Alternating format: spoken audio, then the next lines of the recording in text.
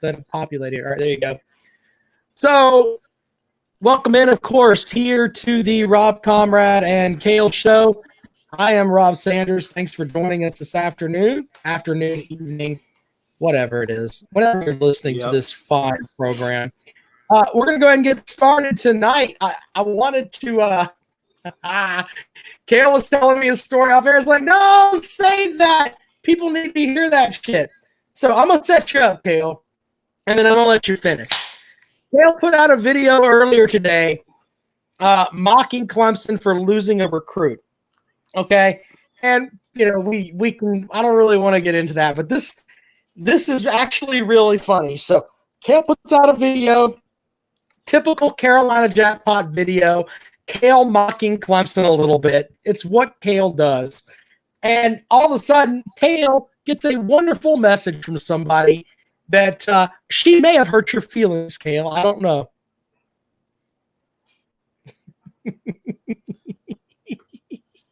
Yeah. Go ahead. Yeah. So one of the people that comments on these videos, and I'm not saying names to protect the innocent, but she comments on there. I thought you were a good guy. I thought you brought something positive to the Carolina Clemson rivalry. It just turns out you like to start shit. And so I looked and I refreshed, and my sub count had went down by 1 within the course of just a few minutes. So this chick actually unsubbed to the Carolina Jackpot channel over one video. I mean, my God. Now, look, if my team had won 2 out of the last 4 national championships, and I beat your team's ass 6 times in a row, and we hadn't lost a game in the regular season since 2017, nothing you could say to me would piss me off. I just laugh at you. Everything, I would just fucking laugh at you. Nothing you could say would get me that mad or that triggered. But there you go. There you go. It's a sensitive fan base. It really is. I have always said that Taters were a sensitive fan base that proves me so. This dog is wild, man. Wow. What is the? What do you do? The dog knocked Jackpot down. It's give me my pen back, you fucker. Give me my pen back. Give me a pen. How am I supposed to write things? Stop it. Stop. Just stop. Good Lord.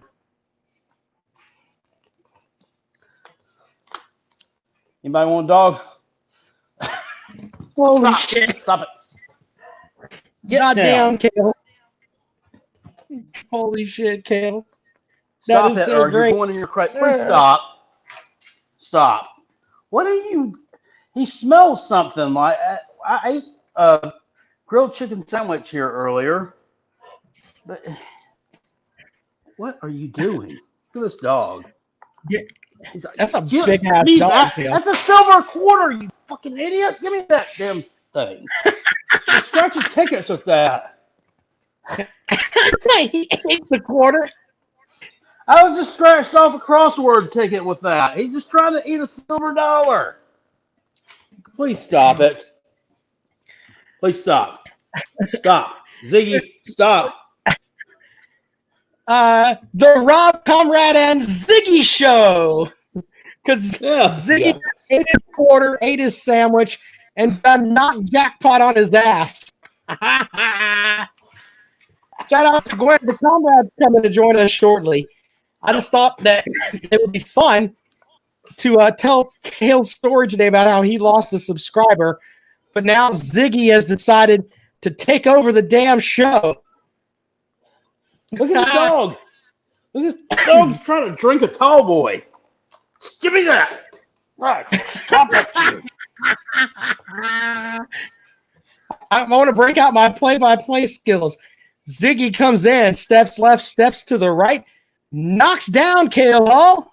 Kale rolls out of it, goes back to his feet as Ziggy eats a silver dollar that Kale was scratching a crossword puzzle off.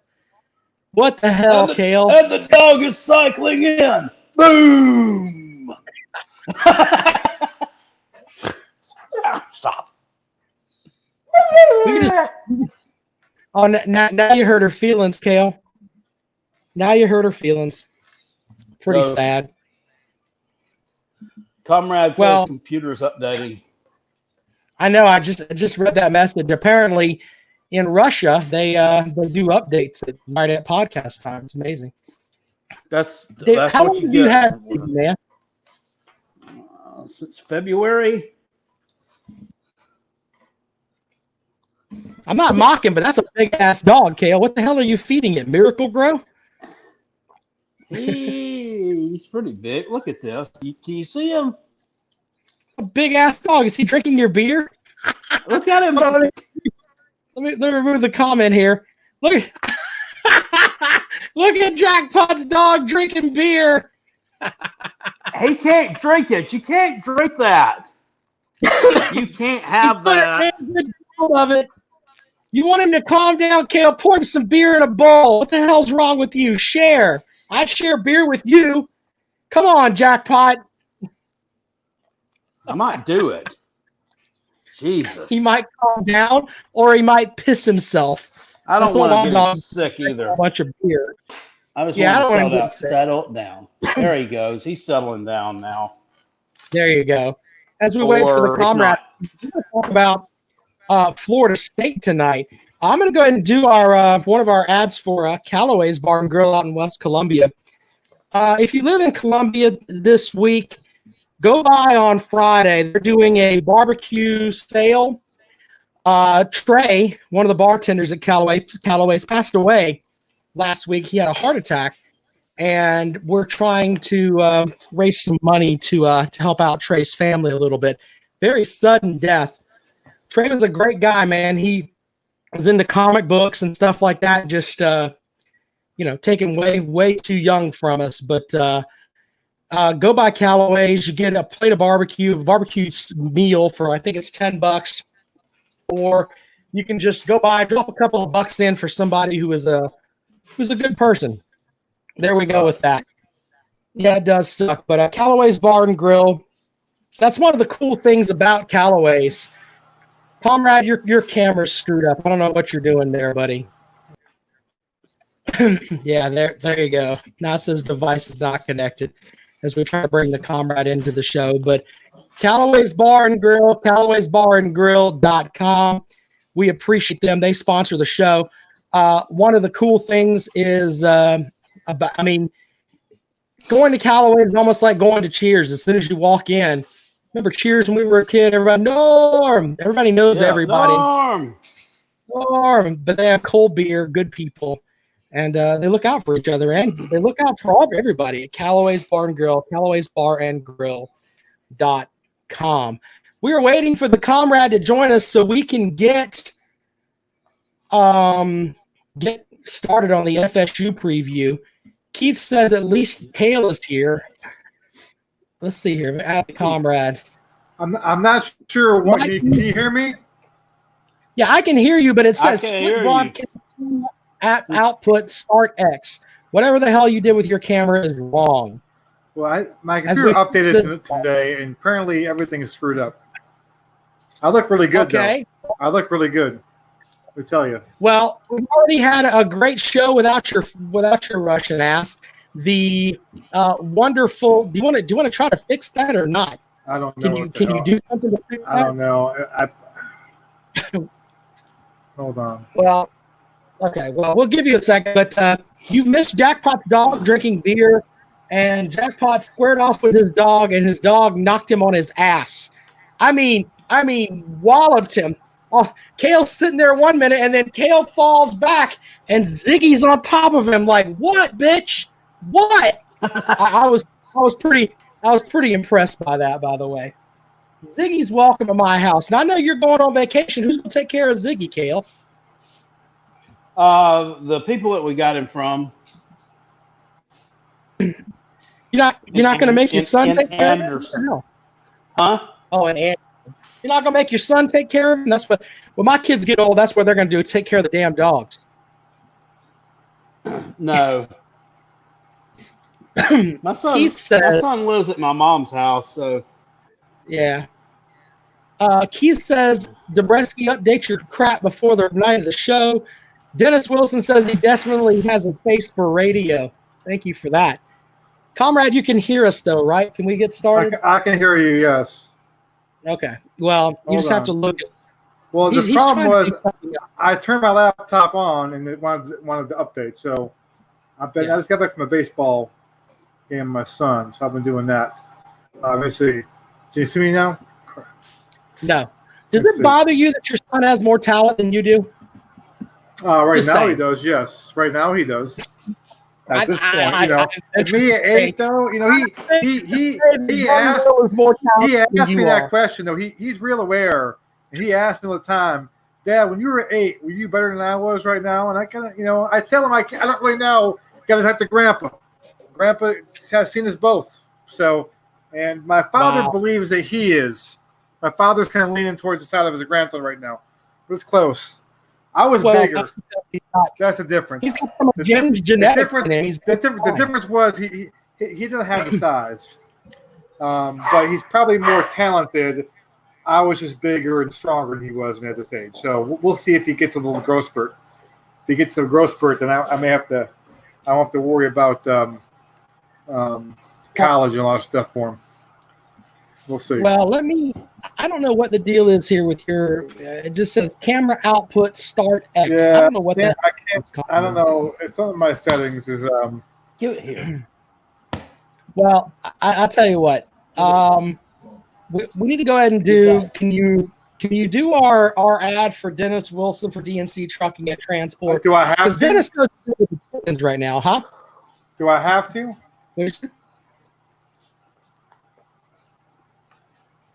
Do I have to do this as a thing? Sorry. You don't want to do it? I'm just kidding. I'm joking. Hold on. I think I may have found it. Hold on. Yeah, you have to do it. I know. I'm joking. Hold on. You have to do it. Okay. Hold on.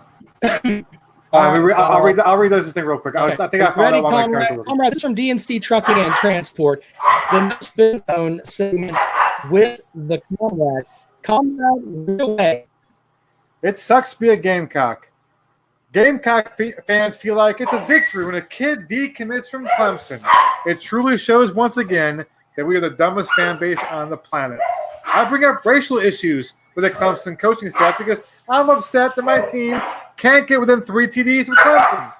Gamecock fans, we should stick to what we are good at: avoiding reporters, withholding information, level 1 violations, and probation. I am the reason Cale Hall pisses in his sink. Go Tigers. That mess courtesy of Dennis Wilson, DC Trucking and Transport, the No Spin Zone segment from the Comrade. All facts there. And kind of hard to knock any of that. It's all facts. All right, so we're previewing the Florida State Seminoles tonight. A quick overview. Shout out to checking us out online over there. Of course, we'll talk about our patrons and just on. I mean, you can be my patron as well. Florida State last year, not very good. They got rid of Willie Taggart, 9-12 after 21 games, 0-5 against rivals Miami, Clemson, and Florida. He sucks so bad they paid him $18 million to leave. That's what happened. Mike Norvell comes in from Memphis. 4 years of head coaching experience, 38-15, high-scoring offense. Everybody talks about how things are more organized now. The Taggart did it. Yeah, it just seems like Florida State maybe moving back up. I don't know. We always do good, the bad, the ugly. Cale, can you give us something good, bad, or ugly about Florida State?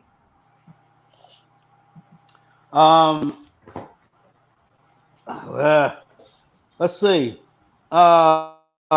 Something good.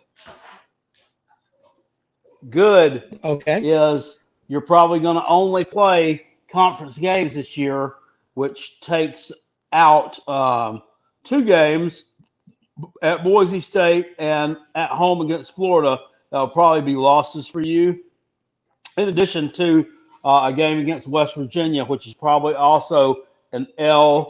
So that's something good. I had to reach for that.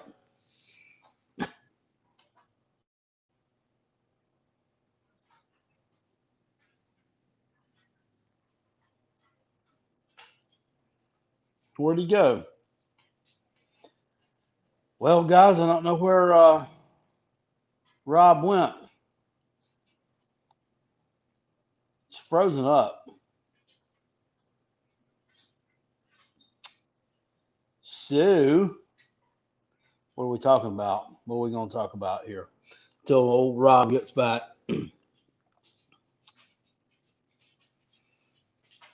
Oh, my goodness.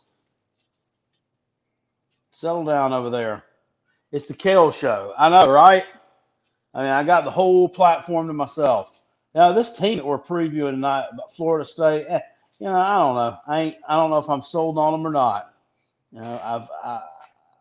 I think they'll improve. I really do. Do I think they're going to improve this year? I don't know. I'm just looking at them. They got 10 starters coming back on defense. That's stout. That's stout. Defense sucked last year, though, for the most part.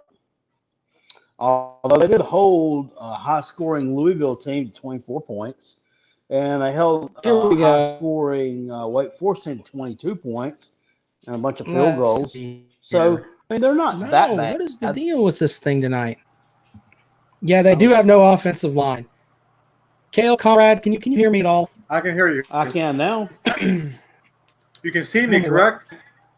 Yep. Don't I look good or what? Yeah, I can see you now, Conrad. Look at that. Yeah, right. I fixed my settings real quick. I logged back up. There you go. It was the Kale Show. I was listening for a while, Kale. I was in the back room listening. It was good to hear your voice and that Rob's.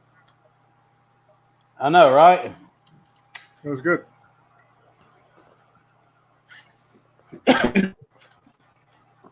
All right, Rob, you there? Rob's frozen up again. Rob's internet. All right, well, horrendous. This is annoying as hell.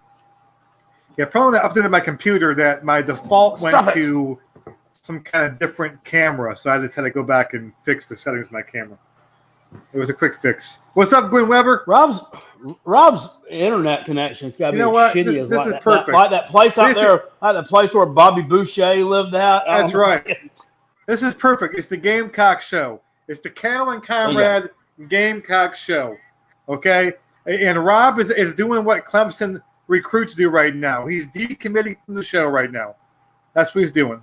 He's decommitting from the show. And, hey, I mean, that's what happens. Left. He left. It's all because of Dabo. It's all because of Dabo. As the people said, Ohio State said, Clemson commits starting to think about things a little bit. They kind of see what Dabo is, and they're not sure that's the guy they want to play for. Dennis Wilson knows it for a fact. So that's how it is. I think most of them will end up playing for Ryan Day or Jeremy Pruitt. Yeah, that's right. Or Will Muschamp. There you go. That's it. So that's how it goes. Let's see here. We got Gwen in here. We got Destroy in the house. We got AK-47. Anthony Keith Harrelson in here. Who else we got in here? Brock Lee is in here. Jerome Pruitt, not to be confused with Jeremy Pruitt, is in here as well. Noah's here. Where's Noah? I didn't see Noah. Noah's up there. You got to scroll up a little bit. He may have. Okay. He may have ran off. For the people in the room. May have jumped in the ark. For the people in the room, give me a percentage. Okay, 0 to 100%. How confident are you that you will see at least one college football game in the fall before the ball drops in Times Square? If they even have that this year, before the ball drops in Times Square, before January 1, okay, how confident are you to see at least one college football game played? College football, how confident are you? Give me a percent. I'm going to see where you guys stand on this. 20% for 25% for Jerome Pruitt. Yeah. That's about good. Where are you stand, Kale? What percent are you right now? Just one game. I'm with Destroy. I'm 50-50. Yeah, I'm kind of like 50-50. If you ask me how confident am I that if they start the season, they will finish it the way they planned, like whatever they come up with. I'm probably about 20% there. Okay, but I'm like 0. Yeah, I'm like in that range. But I think they'll start it. I could see them starting it and then saying, "Oh, Jesus, I don't know. We'll see." Well, hopefully, I'm wrong. Somebody needs to figure something out really quick because I mean we're approaching like July the 20th soon.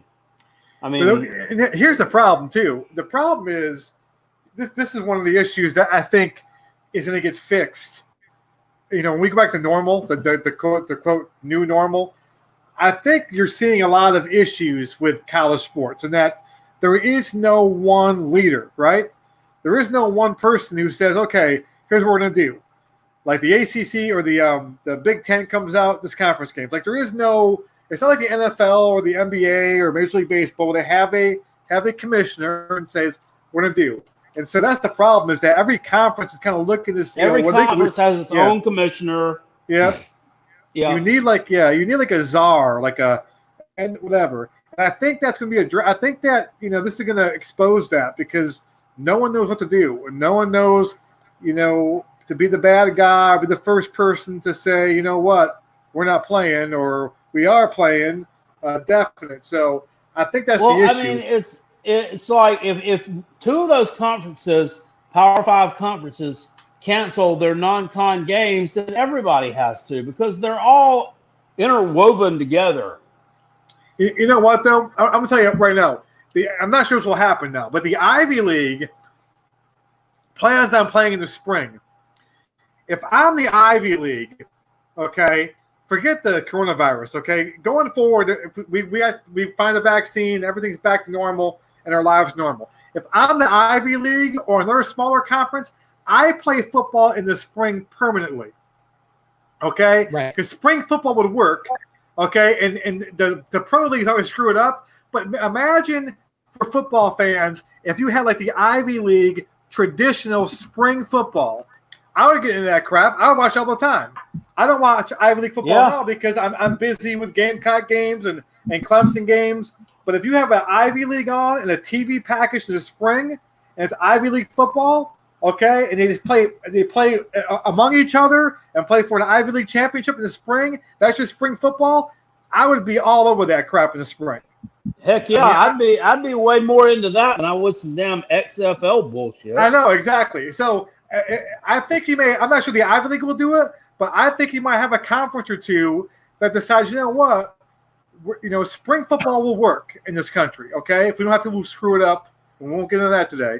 But if you have a college conference do it, or two, not the big time conferences, but the smaller conferences, and put them on, get a TV deal, which they easily get a TV deal.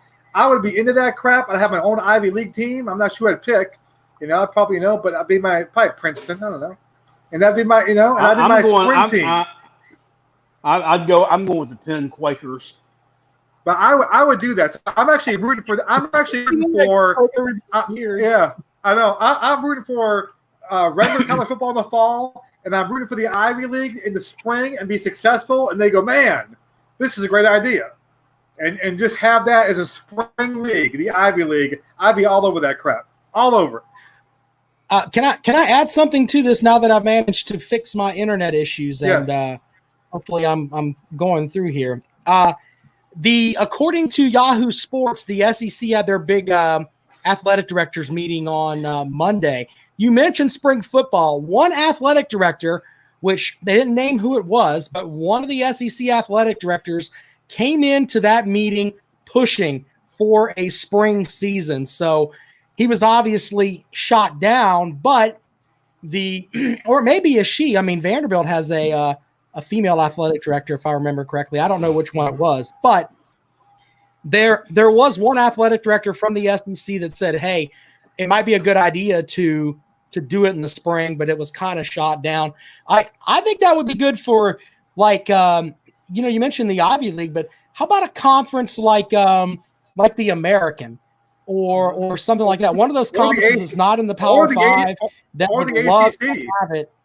The ACC would really benefit from it. If you think about it, you know what I mean? Like finally, I love wrestling Rob. I love Rob. But I really hope that we get this taken care of. We have a normal fall season, and the Ivy League plays in the spring and decides we're doing that all the time. Because I mean, most Ivy League football players are not going pro. There's a few that go pro, so it's not going to affect their draft. And if they're good enough to get drafted, there's still a way around that. And that's what you have. You have Ivy League in the spring. I'd be all for that, man. That'd be a huge thing. And bringing money to their TV deal, and something I could watch along with baseball. I could watch Ivy League games. I would grab a team. I'm not sure what to pick, but I'd be all over that crap, all over. Did you know that the football stadium at Yale holds like 70,000 people? No, I didn't realize that. I kind of like Yale too. Yale they can fill it up. I like that Y. They have that helmet, the Y helmet, don't they? That Y, I think they have. It's pretty. I like that kind of logo. I don't know. Wow. That'd be a good. I'm gonna research this tonight. I'm gonna figure out which Ivy League team I would pull for. I'm gonna research this and find out. I'm gonna try picking a team that's got that's a powerful team. I hate losing college football games. I'm sick of this shit. But yeah. That's the most real statement you've ever made on this show. I am. I'm sick of college. I'm sick of losing. I'm gonna go take a team that I'm not sure that I'm not. I guess it's probably Princeton. I mean, Princeton was a power back in the day, a long time ago. I'm not sure they're doing lately. I need to go research that. They have Columbia. We can, I think maybe didn't Columbia lose like 70 games in a row at one point? Yeah, they did. Columbia's pretty bad. I'm not sure if I'm not sure what it's currently like though. Who kind of leads it now? I probably would go to Harvard because it's in Boston. Harvard, but I think they blow. So Peak says, "Get it together, your team sucks." Peak. Brian Peak, first of all, they have the top 10 transfers from into the SEC from other schools listed on 24/7 Sports today. And of course, like number 1 was Jamie Newman, transfer from Wake Forest to Georgia, blah blah blah. And they have an offensive lineman from Harvard who transferred to LSU. This cat's like 6'4", 330. That's tremendous. What? Yeah, that's not bad. That's huge. That's a big guy. 6'4", 330. Crazy. They had a kicker a couple of years ago who transferred to to LSU from one of those Ivy League schools. So I don't know what the little pipeline there is. I don't know. Maybe Ed O took some some grad classes from online from Harvard or something. I don't know, man. That's seems a like a jump Harvard there. Hey, I'm going to go me. from Harvard to LSU. Yeah. Yeah. Brock with a comment. 108 athletes and staff were tested at Kentucky. They all tested negative for COVID-19. Way to go! No, they tested negative for one of the Gamecocks last year. Is what it was. They tested them for a win over the Gamecocks, and they came up negative, which is why Robin. 108 of them were tested negative for COVID, but 77 of them tested positive for inbreeding. That's right. That is true.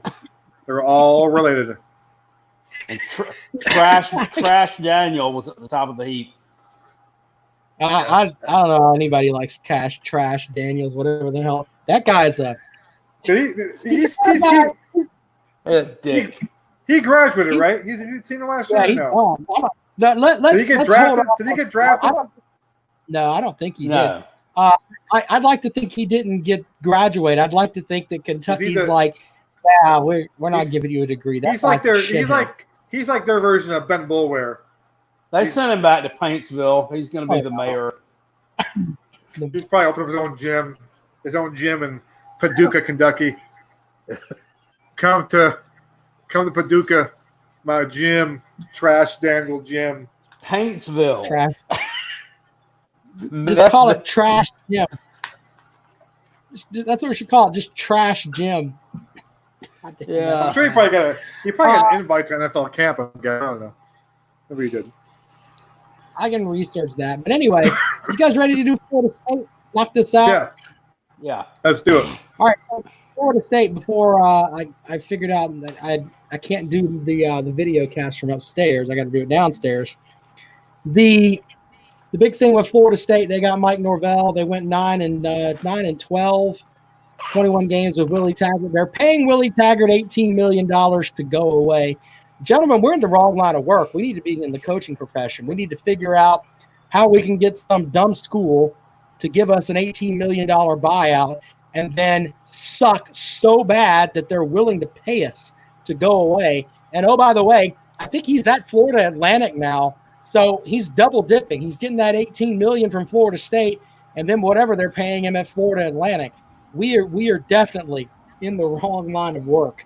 So, but they're trying to move on from the Willie Taggart era and figure out the way to go at Florida State. They really have been garbage since Jimbo Fisher left, but you can make the argument that I can't believe that Florida Atlantic was so quick to pick his sorry ass up, especially after they had a little bit of success down there with old Lane. Yeah, Lane Train. Well, I kind of agree with Cale. This guy didn't even do well at Oregon, so he's not there 1 year. He was they were happy to get rid of him. He was good at South Florida, though, right? South Florida? What am I thinking of? Yeah, South Florida. Yeah. He was good there. That's why he got that. Yeah. Lit up that Will Muschamp defense in the bowl game. He did coach that team. So there's that. Whatever. And that happened. That happened is true. But anyway, Cale gave us this good. Comrade, you have something good, bad, or ugly to say about the I'm going to say good, and it's kind of what Cale said a little bit too, but it's more addition by subtraction. I don't think they can get any more crappy than they have been when they're Taggart. And I was a Taggart fan at first. I was the person saying, hey, I think you could turn it around still, but so I still think they have a lot of talent. I mean, in terms of they're a talent-rich program in terms of where they can pull from. And their conference, and don't get mad at this and don't go, but their conference is crap. I mean, Florida State should never really be bad. And I would think you could put a trained SEAL in there as a coach, and they could get 8 wins a year. I mean, they should be able to. So I'm not sure how good this Mike Norvell is, but damn, he's got to be better than Taggart. And they do have a lot of guys coming back on defense. Their defense didn't suck last year, but they got guys coming back, so you think they'd improve. You'd hope they'd improve.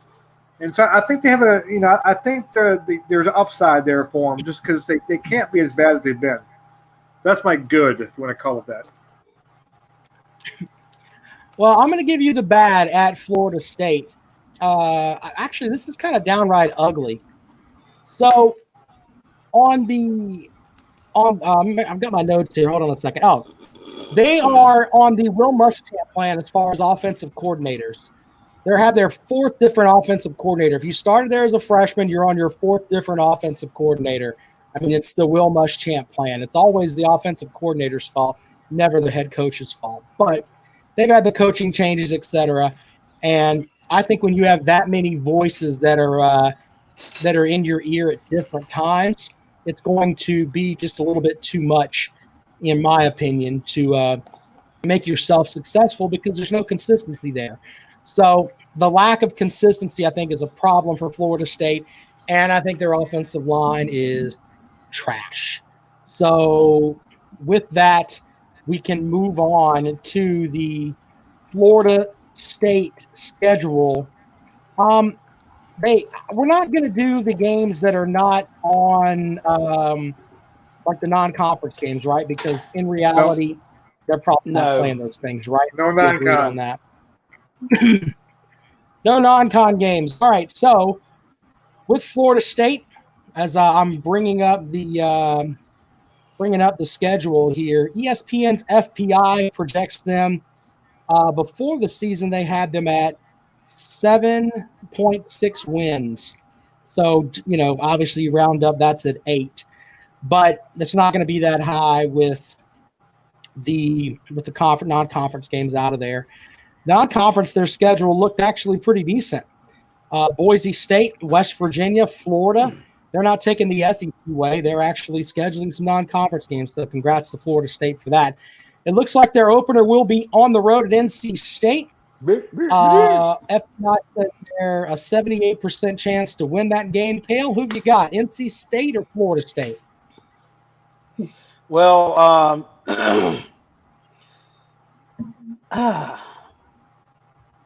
road game. However, NC State's just falling on some hard times. I don't know what they're doing up there. I guess I'll take Florida State in that one. Just bad. I mean, they went from like 8 wins down to 4 wins just overnight. NC State lost a lot of skill position talent, a lot of offensive talent, and they have not been recruiting to replace it. So I don't really know what old Dave Doran's got going on at NC State, but it needs to get fixed. I don't think they're going to have a good year this year. Well, give me Florida State to win that game. Mike, who you got? I hate to pick against good people. Dave Doran's good people, real good people. He's my boy, class act all the way. And if you don't like him, something's wrong with you. But anyway, that being said, as Cale said, I think there's a talent gap. I think NC State's kind of on the downward trajectory. Yeah, I think FSU is going to come up and win that game pretty easily. And Mike Norvell's first game as head coach of the Noles. Up next, I'm taking Florida State to win that game. I think that they're going to they'll have that fast-paced offense going. It'll be I think it'll be tight trying to win up there at Carter Finley Stadium. But the NC State back end of their defense is just really bad, really, really bad. So look for Florida State to pull away late. I think they win by 10 points. Up next is a trip to Clemson. Florida State and Clemson. I don't think Florida State hasn't beat Clemson in I think it's 6 seasons, something like that. Yeah, because Jameis just throat punched you. This is at home. At home for Florida State. So this would be the home opener. Welcoming in the Clemson Tigers. Cale, who you got? This is a chance to redeem themselves, a chance to right a lot of wrongs from the past few years, man. This is a chance to pull off a really big upset. But I don't think they do it. I think this game is more competitive than the ones the past few years have been. But give me the Tigers to take care of business here against Florida State and win by probably about 3 touchdowns. The talent gap's just too big right now for this game to be all that competitive. Mike, who you got, buddy? Dabo likes 2 things. He likes being a hypocrite, and he likes killing FSU. I mean, I really think that, usually Clemson, you can pick a game where the Clemson may not be all there, or you think about the Syracuse and the Pitt game and the UNC game last year, the teams that were not as good as they gave a chance. But I think the FSU game, I think they look at that differently. I think they kind of look at FSU knowing they have talent and knowing that they want to go out there and destroy them. I think it's kind of like I think Dabo understands that they're probably the biggest threat to Clemson as a program in the future if they ever hire anyone worth a damn to kind of take them over, because they were the dominating program in the ACC. So I think Clemson kind of goes out of their way to make sure that they not only beat them but kind of embarrass them too a little bit and try to keep them down. And so I think Clemson's is too much for them, and I think Clemson also will kind of make sure that they tack on a touchdown or 2 at the end just for good measure, because Dad was a dick. I'll put it out there for you. All right, everything the comrade said there was bullshit, and a lot of it has to do with the fact. No, I let you talk, so shut your mouth. I'll mute you. I can do that. I let you speak, so let it go. It was all truth. Dabo thinks that way. Those facts. There we go. Now I'll be able to say what I want to say. Sit there and stew by yourself. All right, so anyway, everything the comrade said there is crap. The comrade is upset because his football coach that he absolutely loves cannot get within 3 touchdowns of Dabo Swinney. Comrade wants Dabo Swinney as his head coach at South Carolina, but Dabo Swinney would not do that. No one wants to coach at South Carolina. Remember, Will Muschamp is the 5th choice for South Carolina. They offered the job to Kirby Smart, and he basically said, well, if someone else doesn't want me, then I What will choice come was Dabo to, for Clemson? What choice was Dabo for Clemson? it doesn't matter. Once again, that's why the comrade is upset. For this game, Florida State will get pumped by Clemson. I think we're not going to have time to get that offense going correctly. And I like Florida State to lose by probably 17 points on the road at Clemson. So there you go with that. Now we'll unmute Mike's microphone since he's being silly. Up next for the Florida State Seminoles, the next conference game they have is Wake Forest at home. Comrade, who you got? Start with you. I'm going to take this is one of my toss-up games I had. I think FSU gets the win. I think I really think their defense will be better this year. I mean, it can't be worse than last year. But I think it's being markedly better. I think it's going to become more kind of middle-of-the-road ACC. And I think they're going to be, the defense can actually win some games from this year. I think they slow down Wake Forest. I think they get the win. Kale, who do you got, man? Kale, who you got, brother? Yeah, I'll take Florida State in this one too. I'm a little concerned about the Wake Forest offense only returning 3 starters this year, and the quarterback Sam Hartman, I think could be a huge downgrade from Jamie Newman. Even though I like the coach and what they're trying to do, I just see them having some depth issues and maybe not having quite the Jimmies and the Joes that they've had in the past. I think Florida State will beat them at home. Give me Florida State to win. Wake Forest is going to have some issues at quarterback. I do think it'll be close, but I think Florida State gets the win. Up next, they're on the road at Louisville.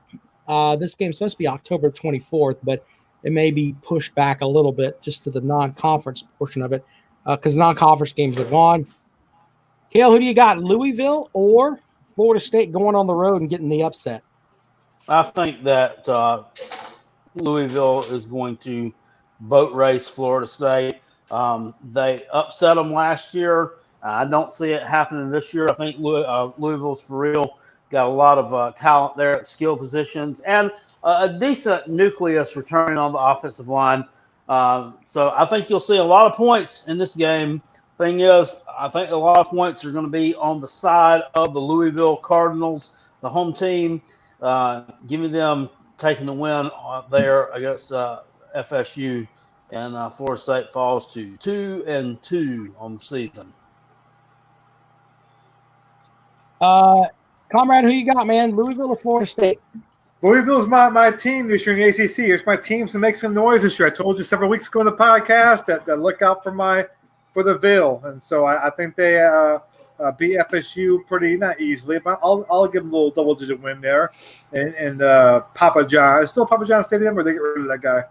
I forgot. No, it's just Cardinal Stadium. Okay, Cardinal Stadium, Pizza Hut Stadium, whatever you call it. Take Louisville to win this game by double digits as they roll over the Noles. Yeah, I don't think if I remember correctly, and I gotta research this. Louisville has never beat Clemson, and I don't think they've beaten Florida State. Well, yeah, they did beat Florida State. They did one year. They beat them. They haven't really had a lot of. They killed them. Didn't that game they killed FSU like 50 something? Yeah, that was Lamar Jackson. Yeah. That was early in the season, but yeah, we'll get to that. I'll remember that. But Louisville is going to have that fast-paced offense, and I mean, I like what Coach Satterfield's doing up there, man. I mean, he's lighting some fires. So look for Louisville to win that game pretty comfortably, in my opinion. Next, Louisville's never beaten Clemson.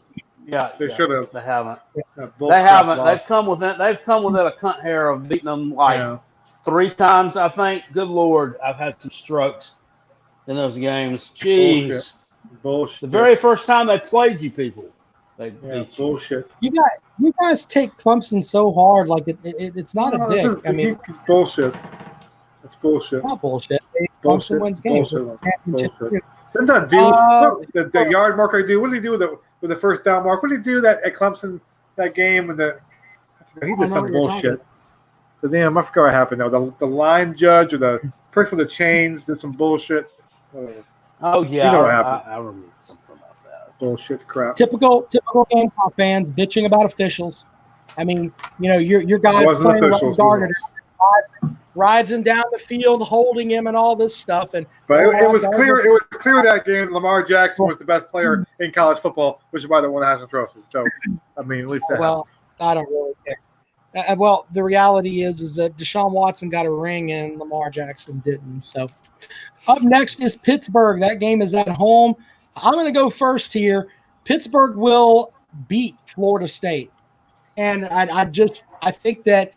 I know they're going to be a huge underdog on the road, but that's my upset pick. I think Pitt beats Florida State. They're going to muddy that game up. They're going to run the ball, make it sloppy. And I think Pitt pulls off the upset at Florida State. Kale, what you got? Yeah, we said it the other night in the podcast. I'm talking about Pitt has all the excitement of a wet fart to me. But did you know that they had the most sacks of any team in college football last year? That's a fact. And they have 3 of those defensive linemen returning. And I think this has the potential to be a low-scoring game. And I think Pittsburgh gets the win as well. I think you're right there. All right, Comrade, what you got? To kind of paraphrase or quote the ethical Rick Pitino, Dan Marino's not walking through that door.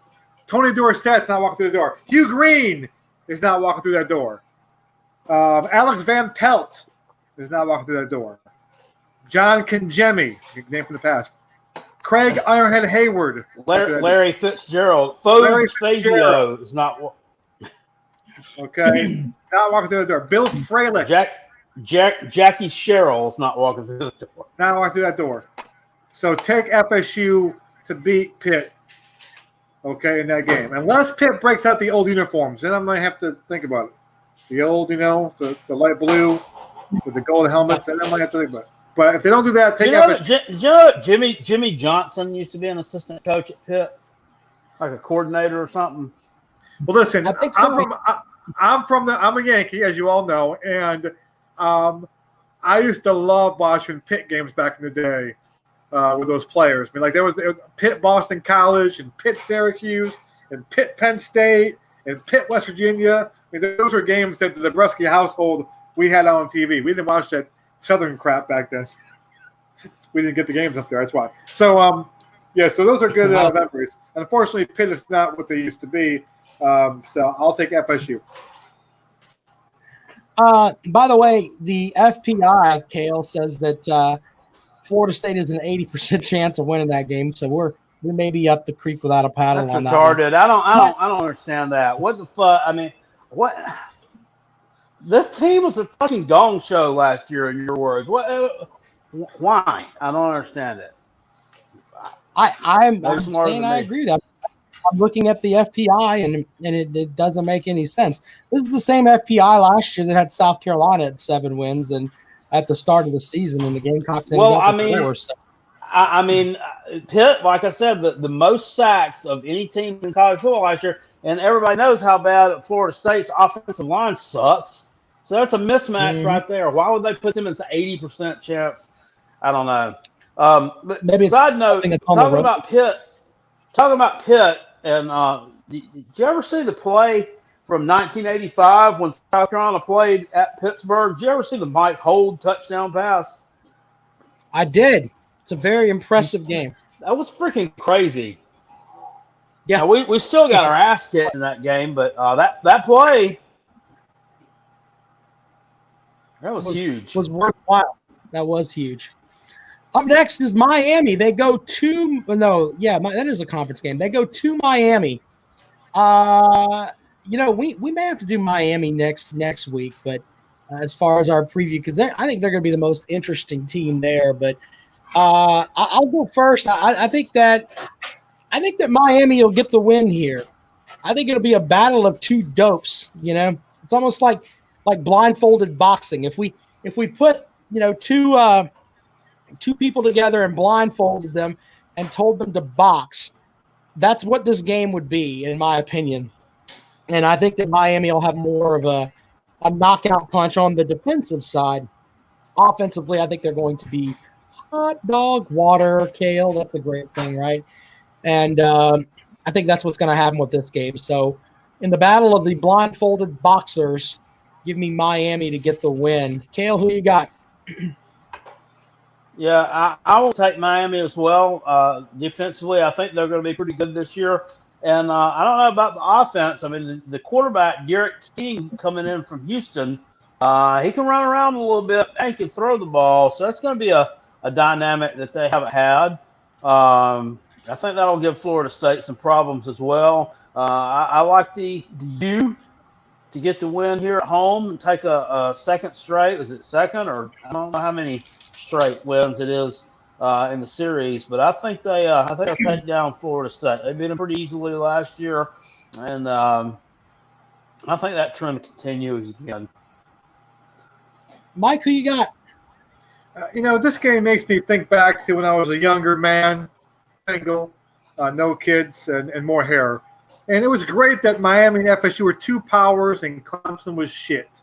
I miss those days. So anyway, I thought about that. I think Miami is closer to getting back than FSU is right now. I think Miami could be a little bit, if we have a football season, could be a little bit of a sleeper. They could kind of hang around a little bit late in the year maybe and, have people harken back to the days of yore, shall we say. So take the Canes here to win by 17 points. I think they're going to blow them out. I think the Canes blow them out this one. I think the Canes kind of, they bring back some of the glory. They won't need a missed kick this time. Missed field goal. A wide right. I'm going to take care of them pretty easily. Take the Canes. Boston College is next on the schedule. That game is at home, which if they keep the schedule the way that it is, this will be the home finale. Boston College is a team that's in transition. I think that this is going to be an easy win for Florida State. They may run up the score a little bit there on senior day, the first senior day of the Mike Norvell era. Cale, do you give Boston College any chance to win the game? Yeah, I do. I mean, I think that could surprise you a little bit. I mean, they have one of the ACC's best offensive lines coming back. And as Walt Tula said so eloquently on his show yesterday, they have a hammer at running back. I don't know who this young man is. I assume that would be hold on. Yeah. I can't remember his name I'm going either. the wrong way. I'm sorry. His name. He hasn't been. His name is David Bailey. I don't know. His name is. I thought maybe it was Greg. I thought he said they have a hammer. I thought maybe it was Greg the Hammer Valentine. Anyway, I think they could muddy a game up a little bit too. I'll take Florida State though, since it is their home finale for them. They've been known to do a little bit better towards the end of the seasons here past couple of years, to try to make a flurry to make a bowl game after they've been shit in the first half of the season. So, give me Florida State winning this game at home. Mike, who you got, brother? I think FSU gets back on track. I think after the Miami debacle, the Miami kicks them around a little bit, and they come back and they take it on Boston College and get the win. So I'm going to take the no. Right, Mike, who you got?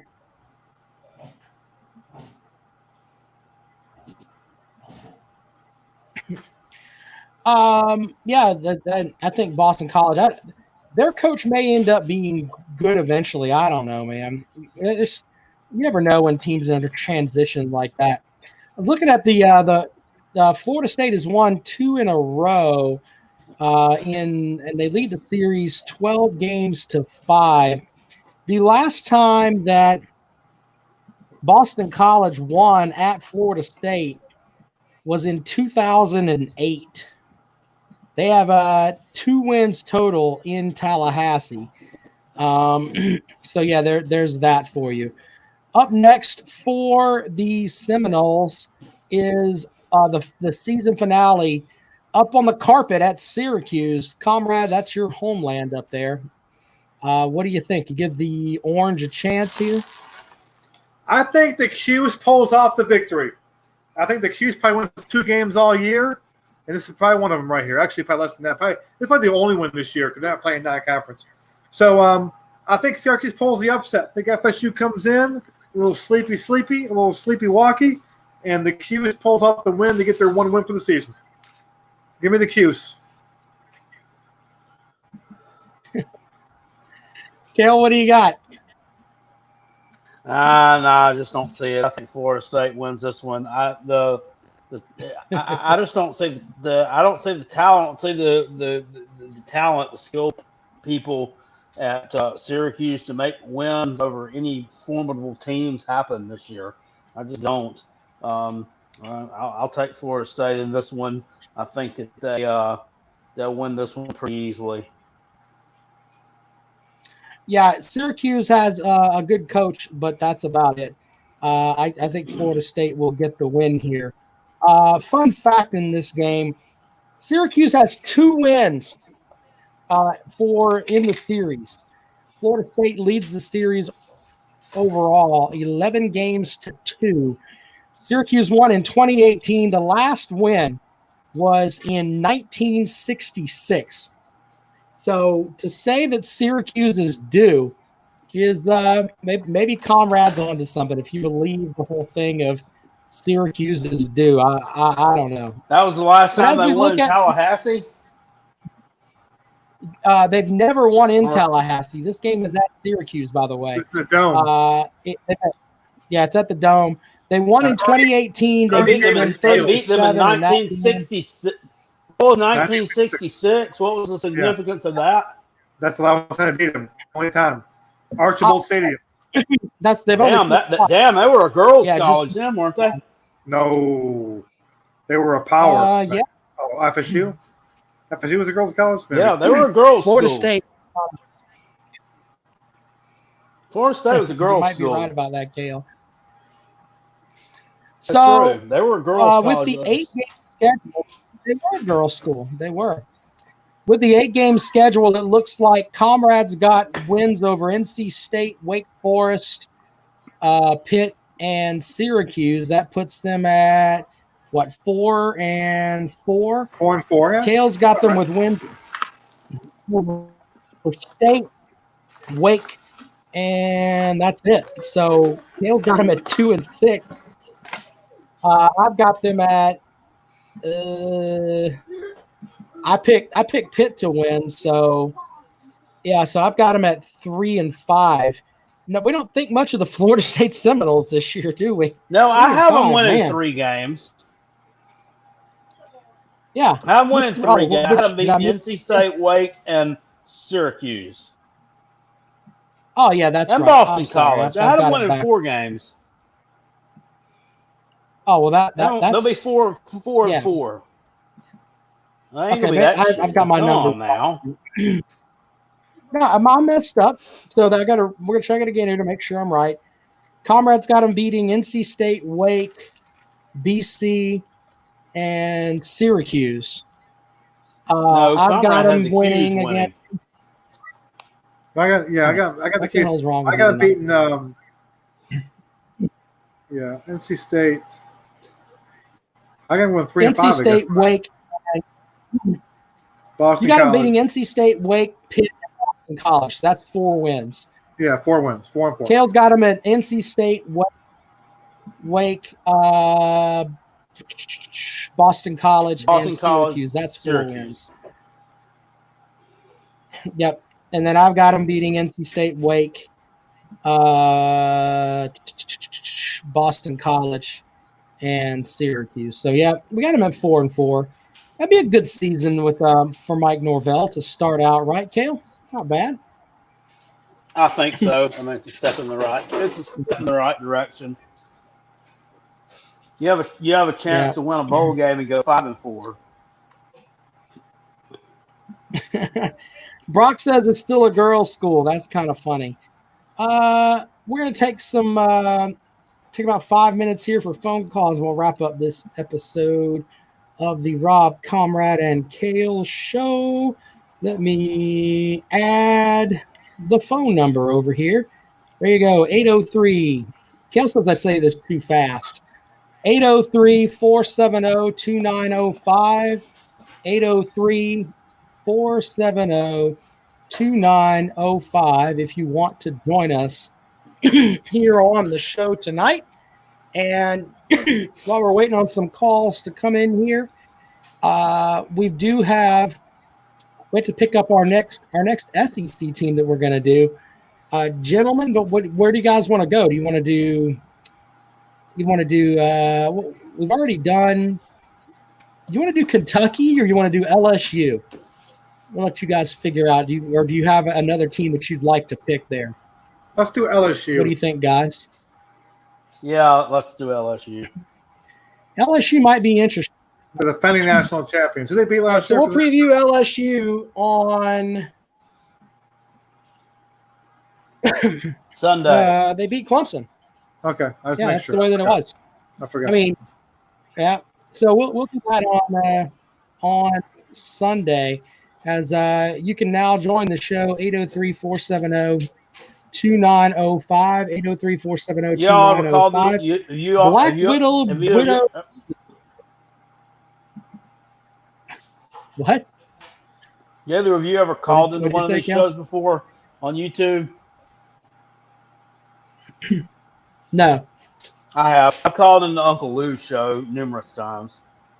It's pretty fun.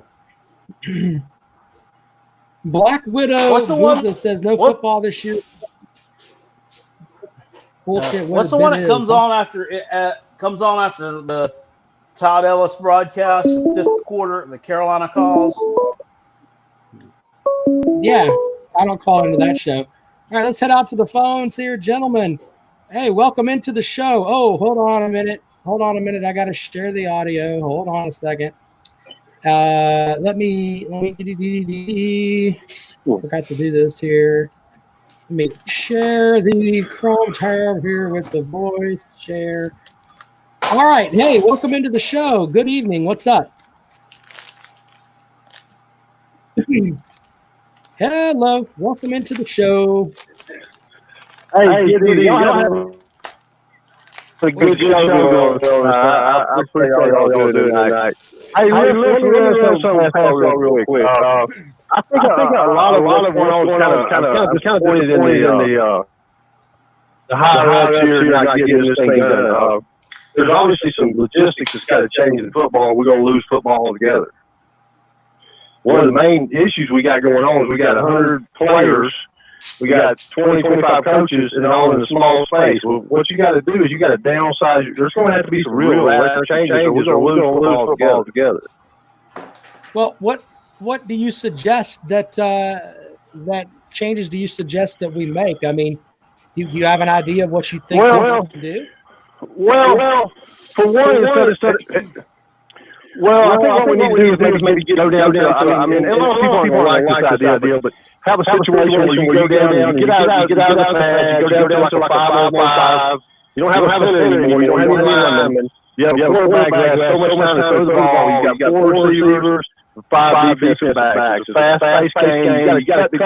You got to cut the time of the game being played down. You can't have 100,000 fans in the stands all afternoon to get somebody to get sick. You got to have a fast-paced game. You got to cut down the injuries. It's going to be a radical change. Otherwise, we're going to lose the whole sport itself. There's no way you can have a mass humanity of kids out there falling over each other. 100 people in the locker room. You got to have a small band of players traveling around where you could manage it or whatever. I mean, like I said, that's just my opinion on it. I don't want to lose it altogether, but at the rate we're going, nobody seems to be thinking outside the box. This seems, there's no way.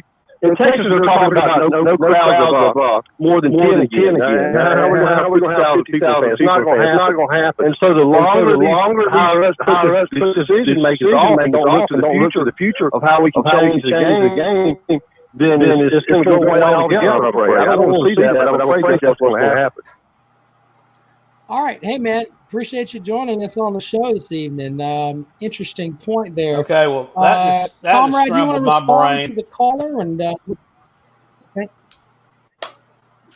Yeah. Well, it's kind of scrambled my brain too, and I'm not trying to to crap on his idea there a little bit, but 5-on-5, what the hell good is that going to if you do? do that, I don't know, man. how you gonna how is a big old fat boy like me supposed to realize his dream of playing football if you do that? I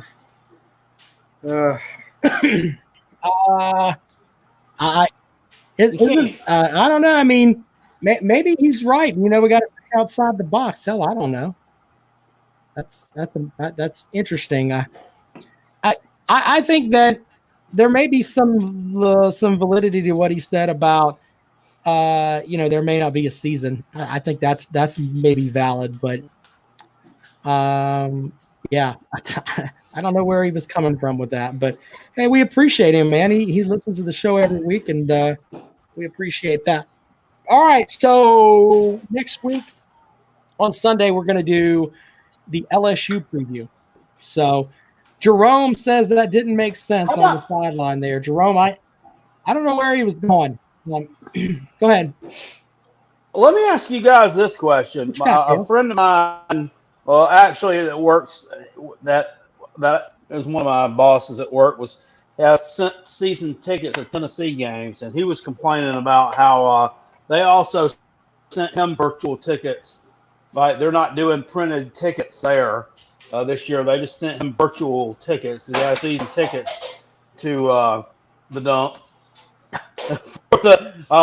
for the games. And what's the reasoning behind that? Is that so if so they can kind of control, according to the virus and protocol of what they need to do, whether they can fill it to 50% capacity or 20%, that they can just kind of just zap your tickets and you don't have them anymore. Whereas if they issue you the paper tickets, as they always have in the past, then you kind of got an argument there that you can get into the game or something. You think that has something to do with that? No, I think it comes down to they're just getting they can control where the tickets go and who's there, and it's also there's no germ. I mean, I think that has a big deal to do with it as well. You don't have people passing from one to the other. Maybe they didn't want to waste money printing the tickets if there wasn't going to be a season anyway. Yeah, possibly. Well, but let's be honest. I mean, there are a lot of people that like to collect those tickets and they they'll frame their tickets and stuff like that. And I mean, okay, if that's your thing, but yeah. Well, we live in a world now where digital tickets. Yeah, I mean, even before all this crap happened, more and more kind of venues and teams were starting to go more and more digital. My dad, long story, short story, but Hootie and the Blowfish, as you guys know, had a tour last year, and my dad likes Hootie and the Blowfish. He kind of discovered him when I was in college, and I told him he realized they're from Carolina. Well, anyway, long story, he's going to go see him in Arizona.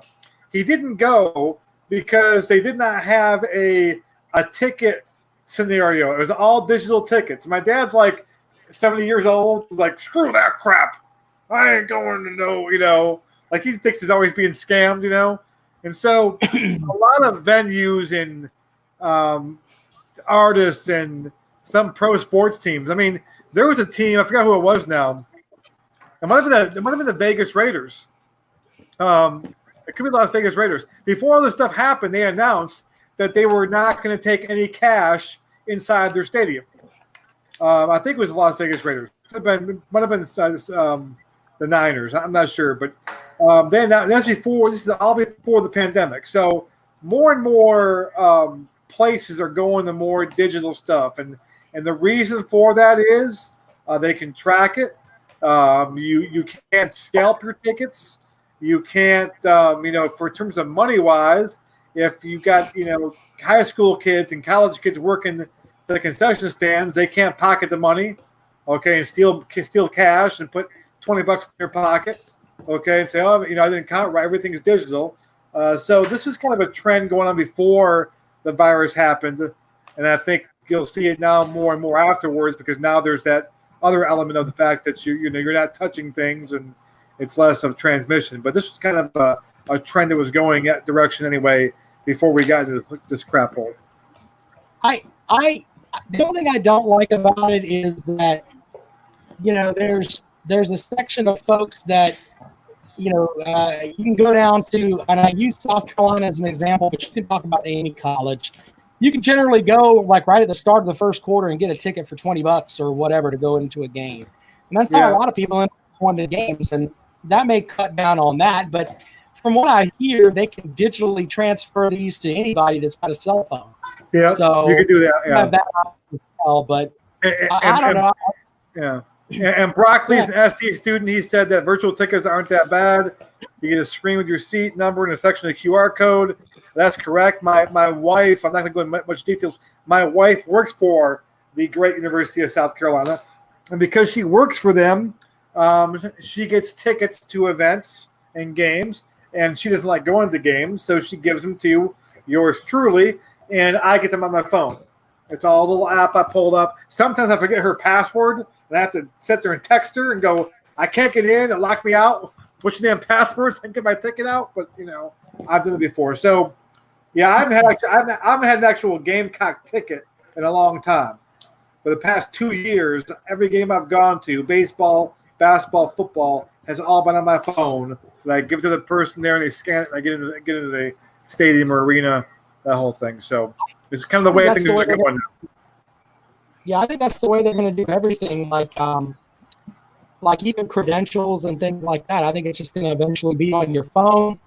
You show up, they like the ACC has what's called a Press Pass, which is an app, and they put everything in there for you. And I think they're going to go away from giving you the thing you hang around your neck, etc. Which that's going to come down. They give you an ACC hat, don't you? Don't they give you an ACC hat every year? Well, I got an ACC hat, ACC coffee cup, ACC water bottle. I got a Bluetooth water bottle. I mean, what do you want? I offered to take you with me to ACC Media Days, and you pushed out on me. You can't get a kitchen pass. You did not want to bring me. You did not want to bring me because you were afraid I was going to ask that a tough question. Did they give you an ACC cupcake? I mean, they got 12 of them. Surely they could share. You were afraid I was going to ask Dabo a tough question, and he would give up all charity events after asking the question. That has nothing to do with it. You were afraid. You were afraid. Dabo would have me arrested if I asked that question. I think it's crazy. I think it's crazy the way parents and old people and stuff they don't trust any kind of technology. So I wrote a personal check here a while back for $100 to my mom for something, and I sent it to her, and she's like, "Well, with this old pandemic thing, I'm gonna have to go through the drive-through to take it to the bank." And I said, "Mom," I was like, "you can take it to the ATM machine." I said, "Just put your card in and it'll suck it in there." I said, "Or you can take a picture of that phone you got there. You can take a picture of it and put it in your account like that." I'm not doing that. Who in the world ever heard of taking a picture of it? I think that's not even legal. You can't do that. You can't take a picture of a check. Yeah, it pretty much is. Okay, well you can deposit and then check your balance and see if it went in there. Okay, to see that I'm right. You can take a picture of your check and put it in the bank. I'm not doing that. My jackpot ain't gonna put up with your shit, Kale. I bet you still get a switch. Yeah. I think Mama jackpot get a switch and tell you, hey, what are you doing? That might happen. She might. Final thing before we get out of here, we were talking about ACC kickoff and stuff like that. And all that's got to be done virtually. The crazy thing, I invited the comrade to go with me, And I did that because I was trying to bring some validity to the comrade. I mean, he can actually go and sit down, and he can go and watch a lot of the press conferences and everything else. And comrade says, hey, hang out with whoever you want, but you can actually go and be a valid person that covers a conference. And the comrade's like, no, I just want to go and try to punk Dabo Swinney. I think if I took I wasn't going to punk him. I was going to be respectful to him. Here's what I'm going to say to him. Here is what I swear to God, what I want to ask Dabo was this. This is before the social. I was simply asking this. I said, Dabo, Michael Lebreski for the Rising Conference Council. Nice to meet you. Dabo, you spoke up a while back about how you have a zero tolerance policy when it comes to domestic violence, and I commend you for that. I think that's a great policy to have. I was just curious. You did hire DeAndre McDaniel 6 months after you made that statement. Can you kind of clarify your stance on DeAndre McDaniel being in the coaching staff and having that no tolerance policy? Is it something for players, or does it go along for coaches as well? And I love to ask them very, very respectful, just because no one asked that question. When they hired McDaniel, I asked Larry Williams this, okay? I said, Larry, did anybody ask him, hey, coach, McDaniel had that incident when he was a player. What do you have to say about that? And Larry goes, oh, come on, Mike, come on. I go, I mean, what's somebody mean? Oh, Mike, come on. I go, I'm asking you, did anybody ask him that question? And so the fact that he wouldn't answer tells me no one did, which kind of kills me. No one asked him, hey.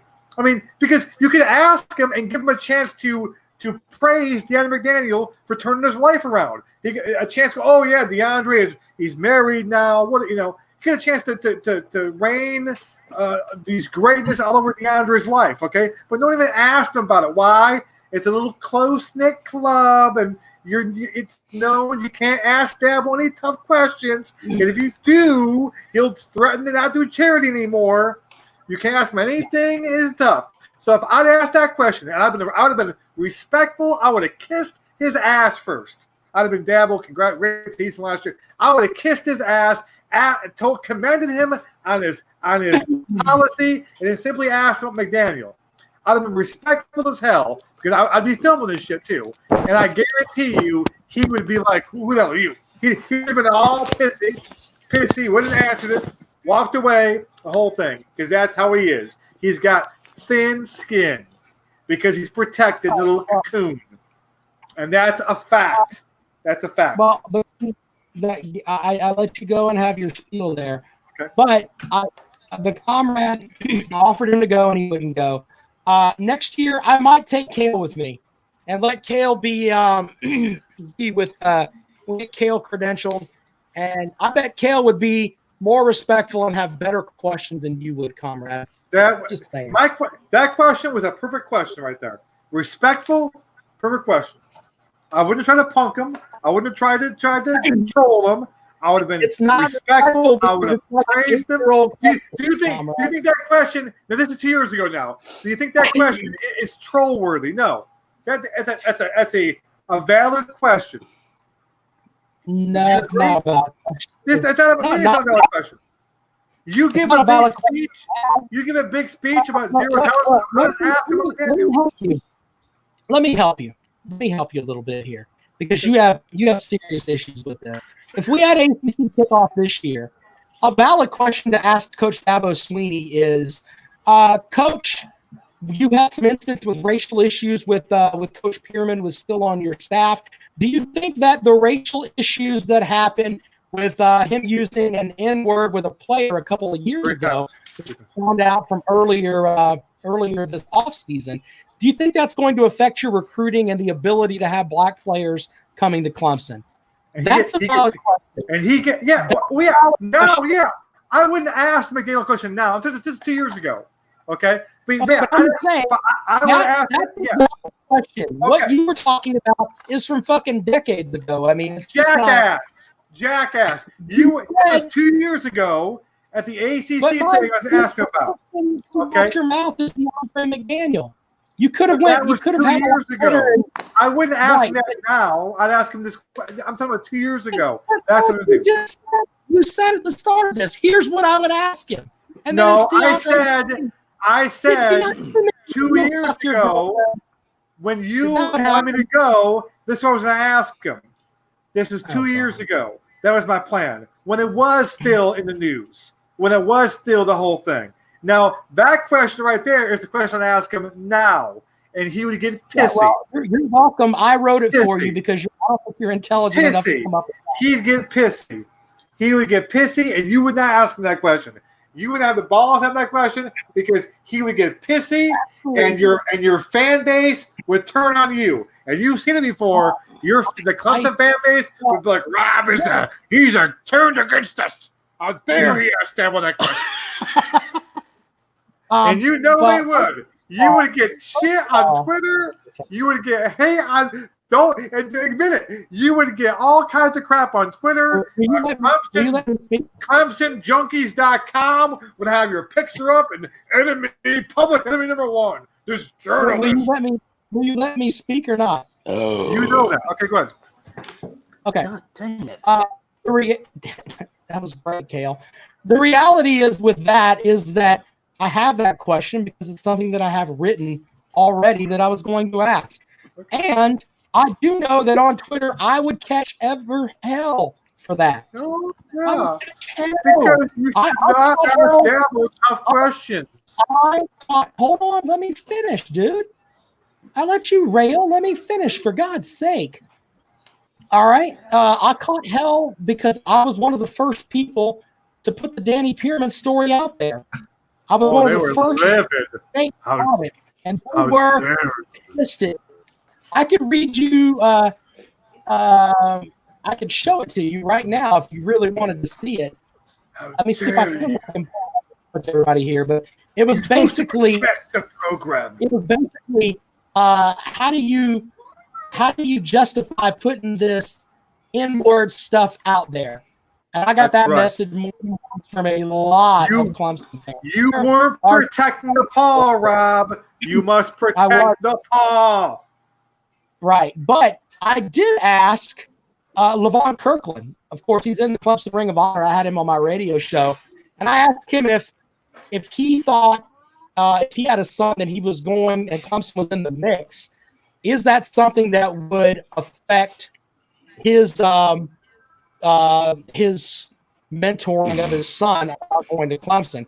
And he was very honest, and he said, look, I love Clemson. And he goes, and I know Danny Pearman. I don't think Danny Pearman is a racist, but that is something that would be something that I would advise my son, hey, that's going on there. I don't want anything to do with it.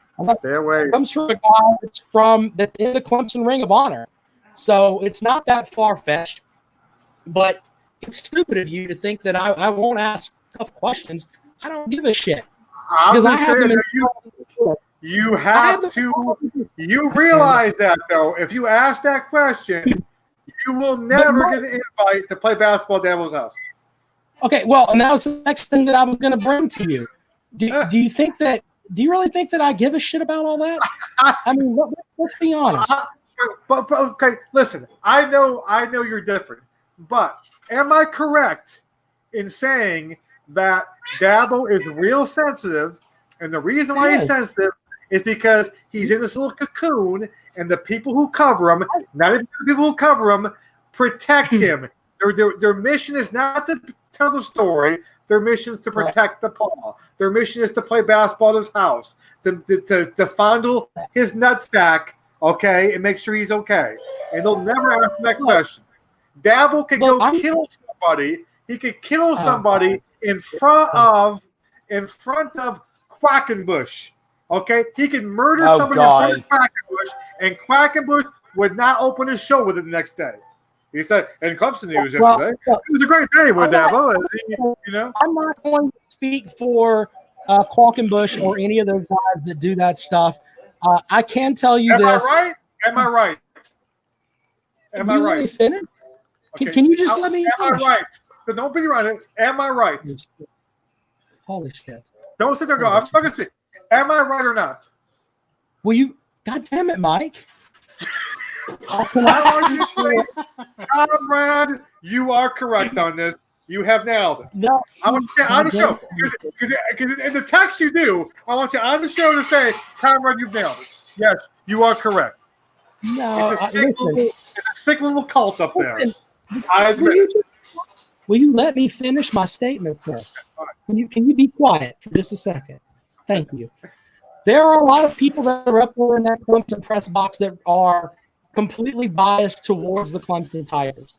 Now, look, I'm just going to be as honest as I can about it. Mike, you've known me for a long time. Would you consider me biased when I'm actually working? When I'm in the press box, would you consider me a person that is going to be biased towards the Clemson program when I'm in the press box? Now, be honest. When you do your afternoon show, you are very intelligent.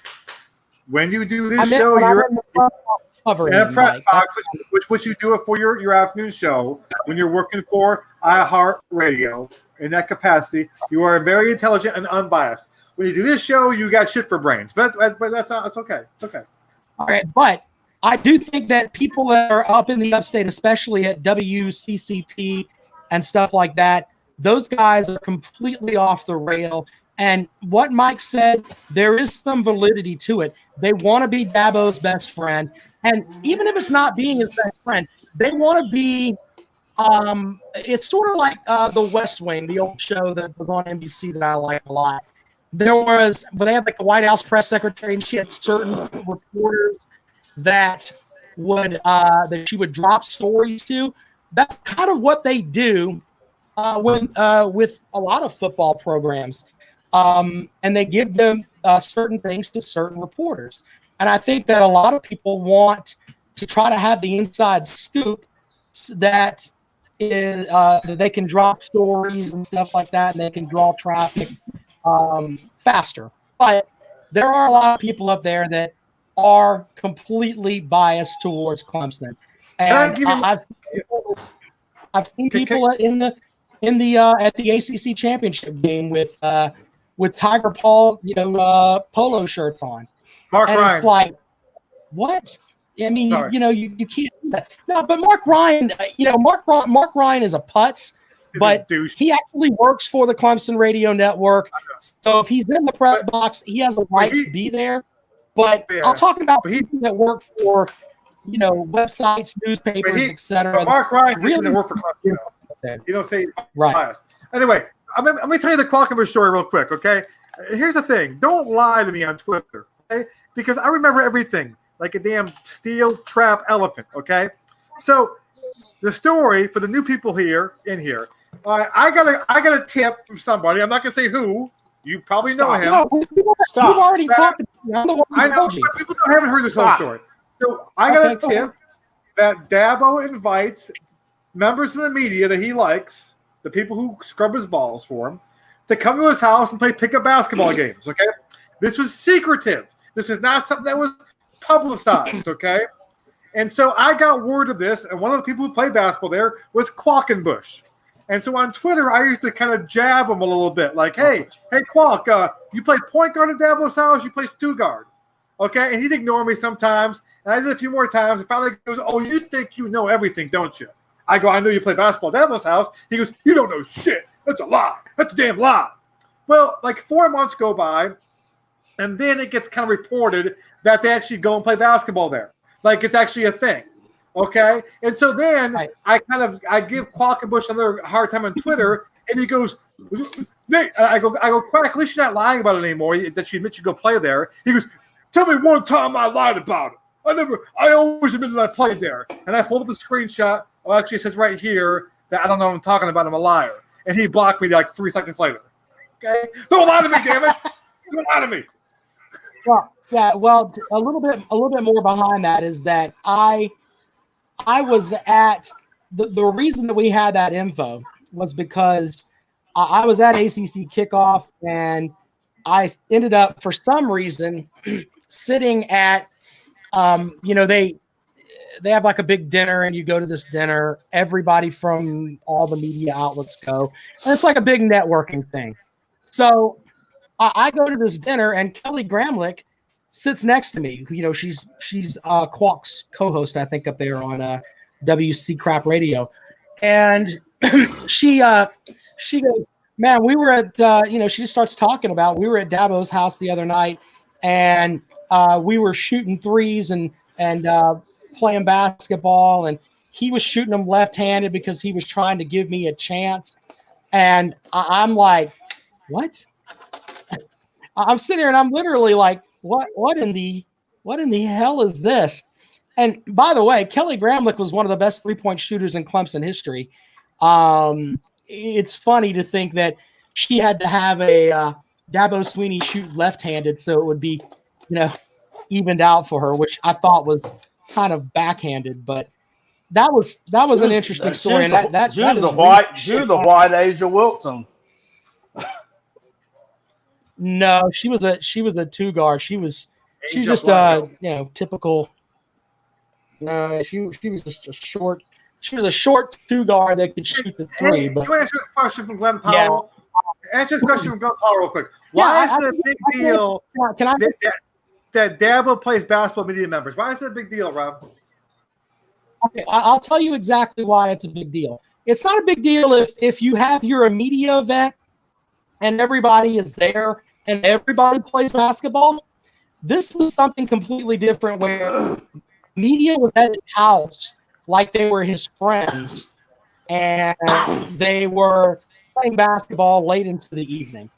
That's completely different. Now, the reason that it's a big deal is because let's just say something happens at Clemson that shouldn't happen. Let's throw something out there like you're covering something late and you see 8 guys bring in big bags of steroids and start shooting people up. I don't know what a picture the hell you want. But we'll use the Penn State example. Let's say they're molesting kids. Yeah. We'll do Penn State example. Or you get a report that something has happened. This is a better example. If you get a report that something has happened and it's something that is against Clemson and you are friends with Sweeney and you go to talk to Sweeney about it to get him as the source, and it's sort of like, well, that's your buddy. That's why it's not good. You have to have the mentality when you're dealing with these coaches, regardless of what coach it is, that they are somebody that has to give you information because that's their job. Your job is to take that information and to distribute it to the public. They're not your friends.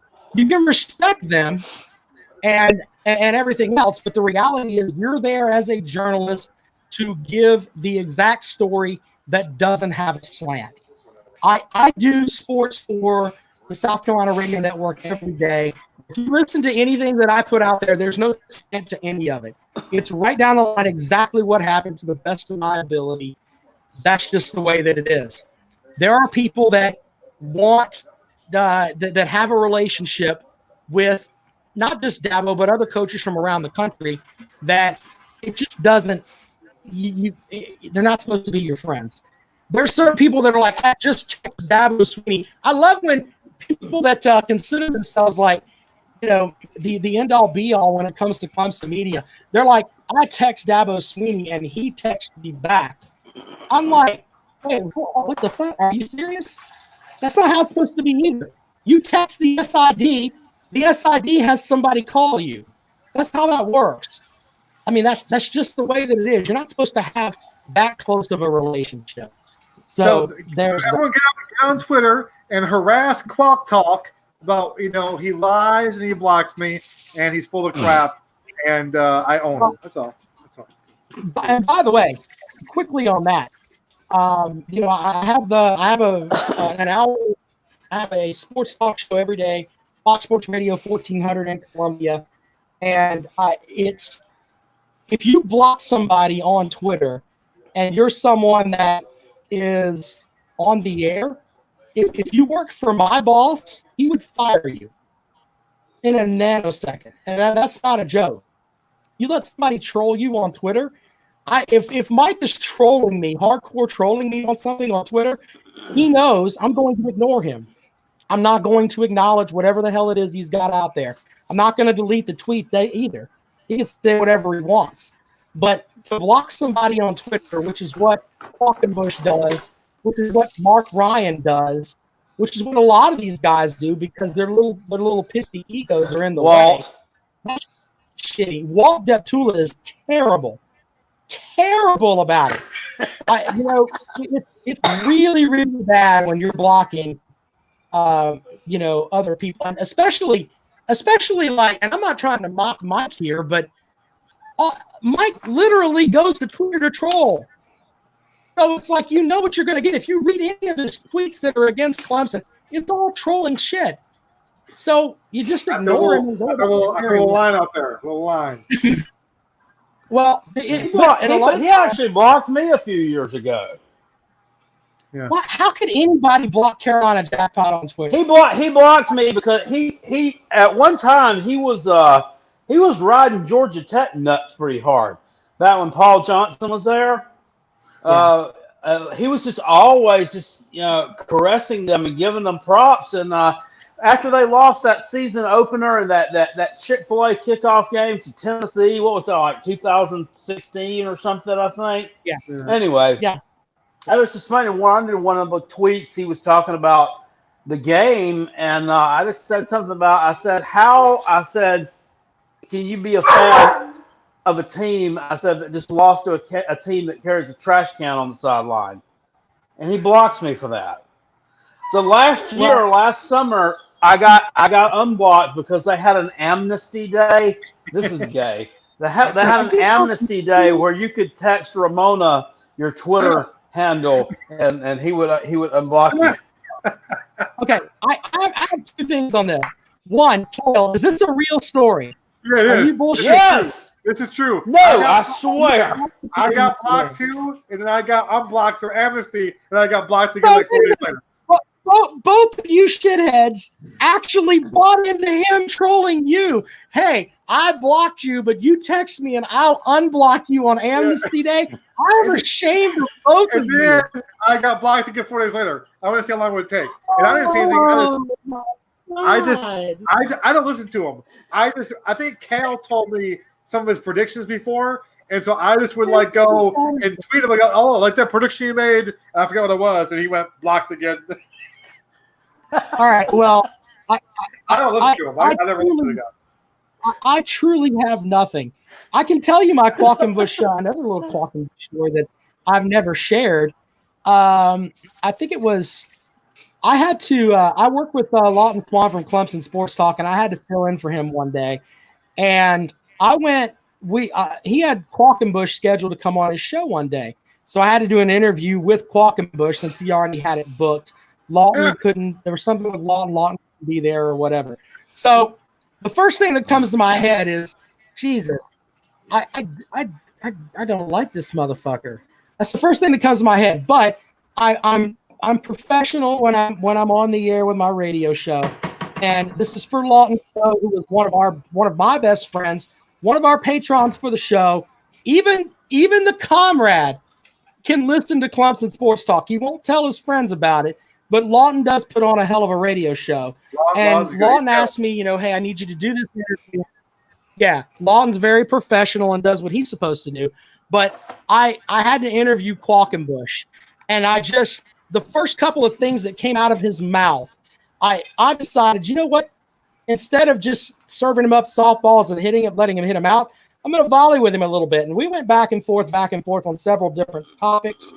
And, one of them was, this was back during the whole Osterine thing.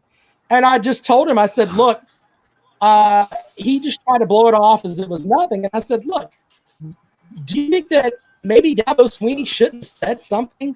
I mean, should have just been like, hey, the way that he said it, with the whole thing with, it's in everything and stuff like that. Dabo Swinney's not a doctor.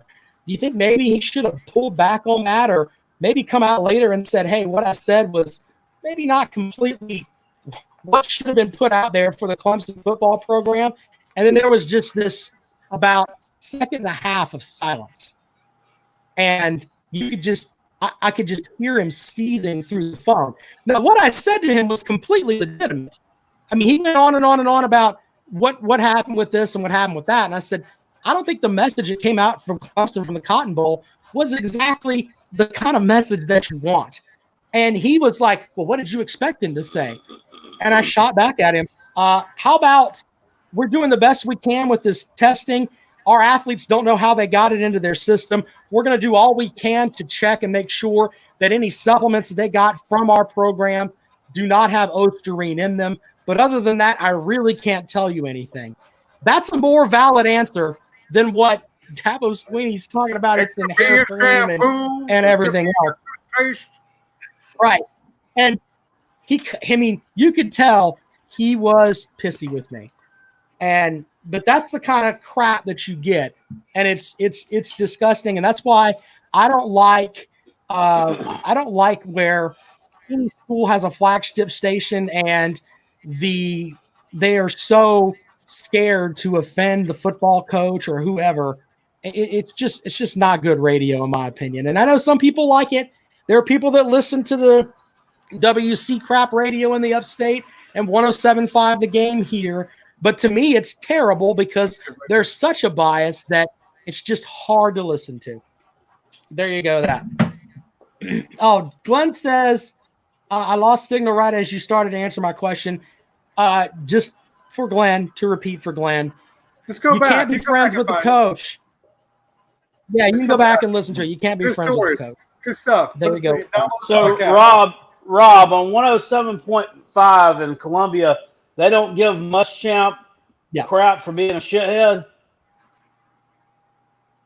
They don't really come out. Listen. Let me listen.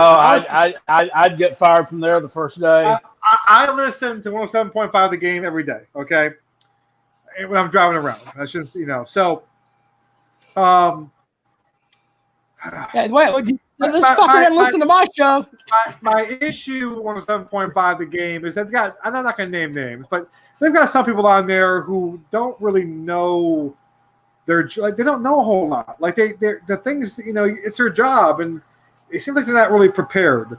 And that's part of it too. Do they kiss Muschamp's ass? No, I wouldn't say they kiss his ass.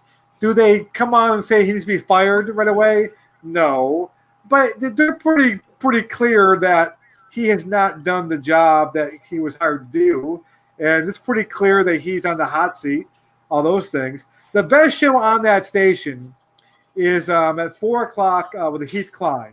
He's really good, and what I like about Heath Klein is one, he's real talented. He does a show by himself, and two, he's very honest. Like he doesn't sugarcoat shit.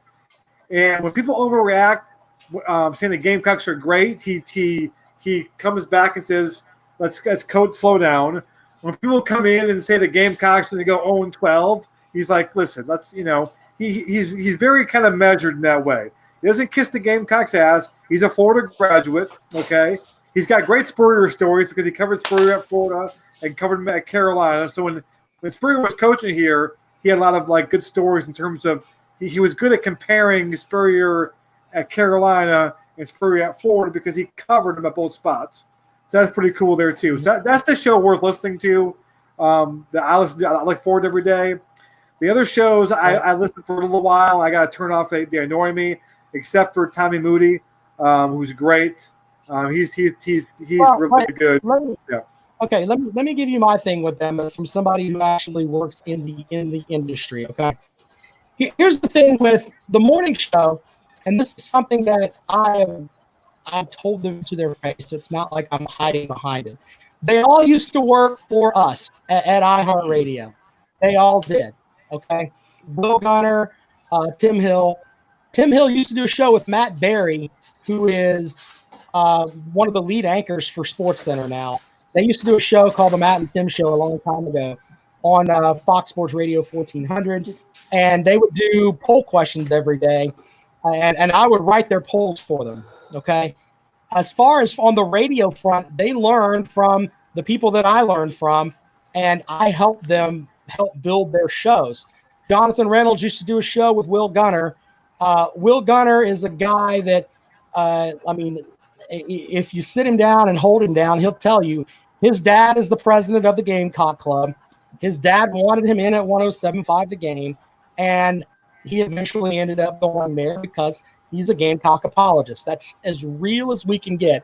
I think Tim Hill is a guy that when he was on the air with Matt Berry, they did a hell of a show. And Matt Berry is hell of a talented guy. I mean, he's the anchor for ESPN now. So that tells you what kind of a talent that he is.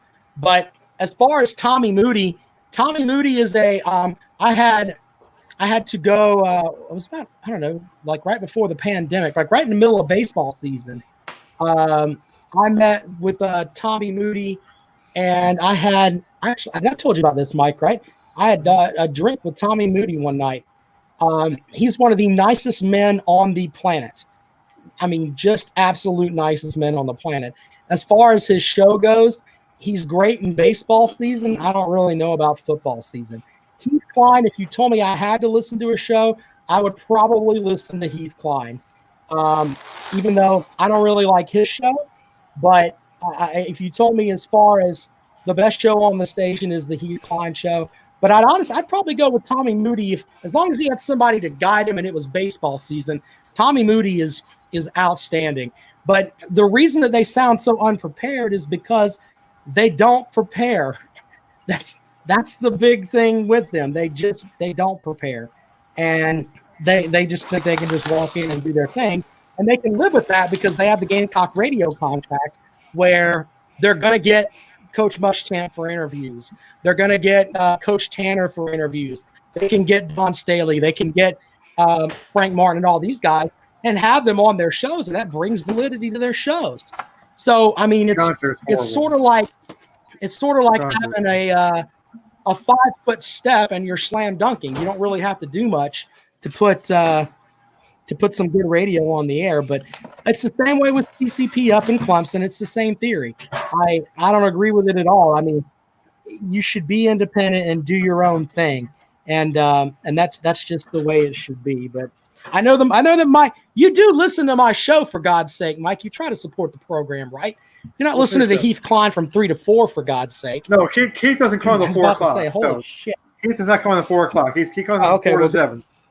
So I'm usually in my car a lot. Well, there you go. Picking up kids, and whether it be school, back in the school days, baseball practice between 4 and 7. So I've always got Heath on. I'm in the car in the morning too, so I get to hear Gunter, and good Lord, and that's usually when I change the channel. I can't take Gunter that long. Yeah, well, sure, nice Kale's guy. right about that. Kale's asking about do they cater to the Gamecocks? Yeah, they do. Yeah, but a lot of Gamecock fans called in and they're pissed about Muschamp. A lot of Gamecock fans like Kale and want him gone, and they're not delusional. Like, no, they don't get out here like I do and say Will Muschamp's the greatest coach ever. They're pretty, they have their issues with Muschamp, but they're not calling for his head though, just because they can't do that. They want, you can't. They're the flagship station, so. But they don't really, It comes down to ad dollars too. It comes down to ad dollars too. They're selling it as the Gamecocks station. I mean, you know what I'm saying? And you can't have the Gamecock station when you're ripping the Gamecocks. That's not going to work. But I'm glad that I don't have to work with that.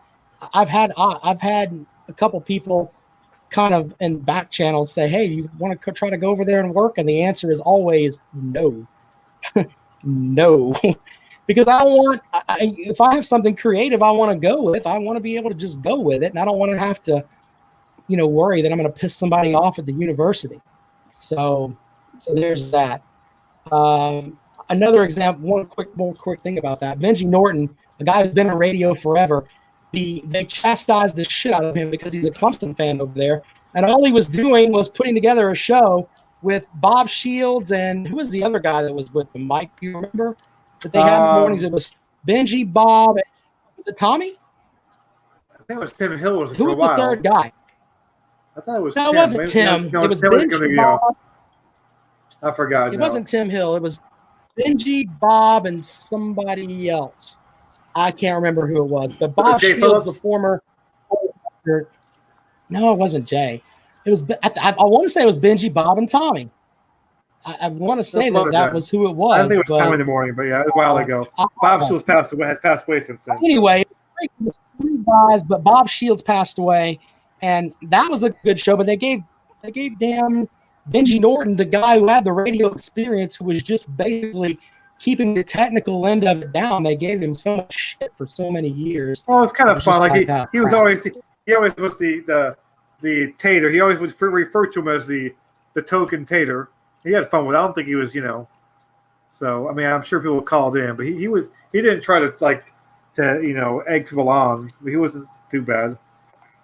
I can't stand. But he was on it. Yeah.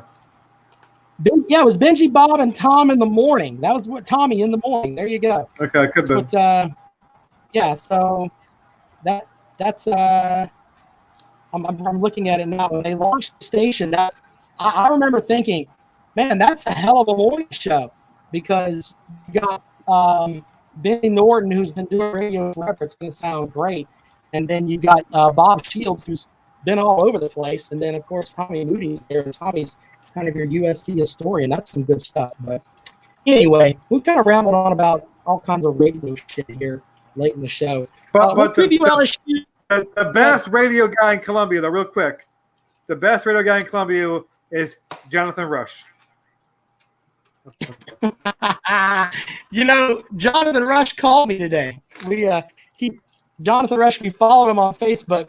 Apparently, he was he's on vacation this week down in Georgetown, and he was putting his boat in the water, and he apparently butt dialed himself on Facebook Live. So you can hear him and his son talking back and forth, and I'm like, holy shit, let me get on the phone with Rush, because we don't want him saying this blah blah blah and then making Jonathan Rush look bad.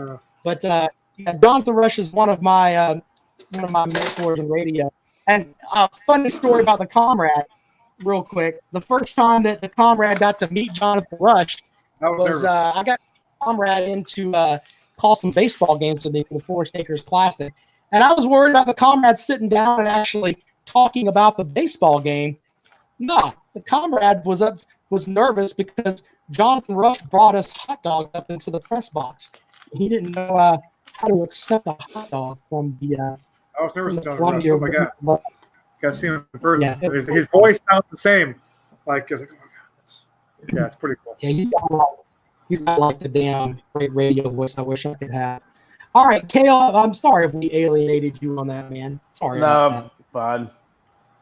Kale's going on vacation, but he's going to join us on Sunday, because on Sunday we preview the LSU Tigers.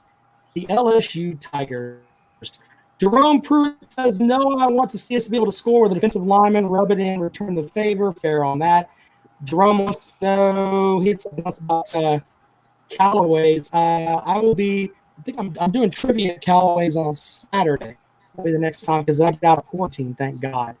So, Marcus, when y'all going to talk about teams that consistently go above 500 and win their bowl games like Oregon?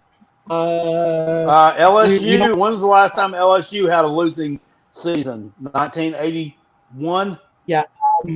LSU just won the national title. Are they not valid? Is that where you're going there? I think they are. Maybe. LSU is not valid, comrade. They just won the national title. That's not what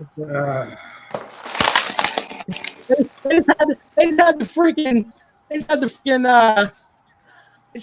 Heisman Trophy. I was talking about FSU. FSU won a national title, 6 years ago, 2014? When was Oregon's last national title? I'll wait. I'm waiting. Still waiting. Tell me about Oregon's national title. Would love to hear about that. That would be great. I mean, come on, man. Don't come at me with that nonsense. When you're talking about you're an ACC team, I tell you what, you want us to preview Oregon? I'll do an Oregon 90-second preview on Sunday. I'll tell you exactly what I think Oregon is going to do in 90 seconds. That way I don't bore the piss out of our listeners, because none of us care about the Pac-12. But just for you, Marcus, I'll do a 90-second Oregon preview on Sunday. There you go. There you go. Right when we actually talk about a real team in LSU. And nobody good for 32 picks this season. What the hell is he talking about? Kale, is this one of your friends? Is this what you're bringing to the podcast for people like this? Thanks, Kale. You're welcome. With that, this show's a wrap. Bye, guys.